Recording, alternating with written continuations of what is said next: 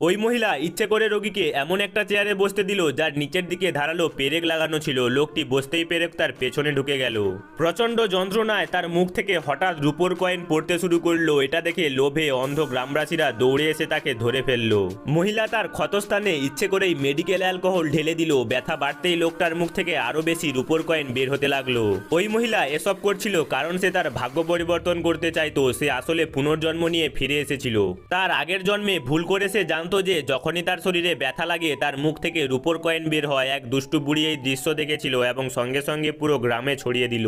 লোভে অন্ধ গ্রামবাসীরা তাকে বাধ্য করলো তাদের জন্য কয়েন তৈরি করতে। তার কোনো উপায় ছিল না, তাই তাকে তাদের কথা মতোই করতে হতো। যত বেশি ব্যথা তত বেশি কয়েন। সে সম্পূর্ণ ক্লান্ত হয়ে পড়েছিল, শরীর ও মন দুটোই ভেঙে গিয়েছিল, কিন্তু এক নোংরা স্বভাবের লোক তাকে ছাড়তে রাজি ছিল না। যখন সে চরম যন্ত্রণায় চিৎকার করেছিল তখন প্রথমবার তার মুখ থেকে রূপো নয় সোনার কয়েন বের হলো।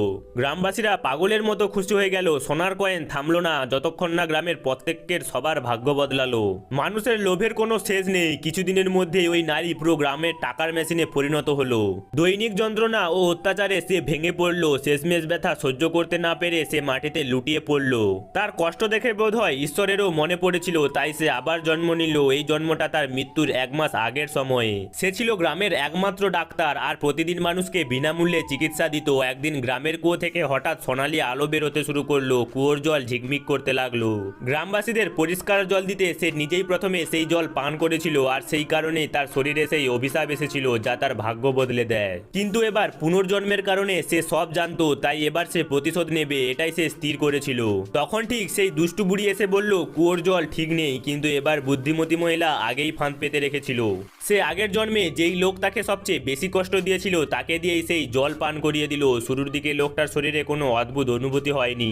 হঠাৎ গ্রামের মানুষ দেখলো কুয়ো শুকিয়ে গেছে। কারণ জানার জন্য কয়েকজন লোক নিচে নামলো। কিছুক্ষণ পর তারা কুয়ো থেকে একটি সোনালী গাছ বের করে আনলো। মহিলা সবার সামনে ঘোষণা করলো এখন থেকে সবার ফ্রি হেলথ চেক আপ হবে। কিন্তু তার মুখের সেই তৃপ্তির হাসিটা কেউ লক্ষ্য করলো না। কয়েক মিনিট পর খবর এলো যে কুয়োর জল খেয়েছিল এবার তার মুখ থেকে রূপোর কয়েন বের হতে শুরু হয়েছে। আর কিছুদিনের মধ্যেই সেই লোকটা গ্রামে নতুন টাকা বানানোর যন্ত্র হয়ে উঠলো, ঠিক সেই মহিলার মতো। ভিডিওটি ভালো লাগলে একটি লাইক করুন এবং পার্ট 2 এর জন্য চ্যানেলটিকে সাবস্ক্রাইব করে রাখুন।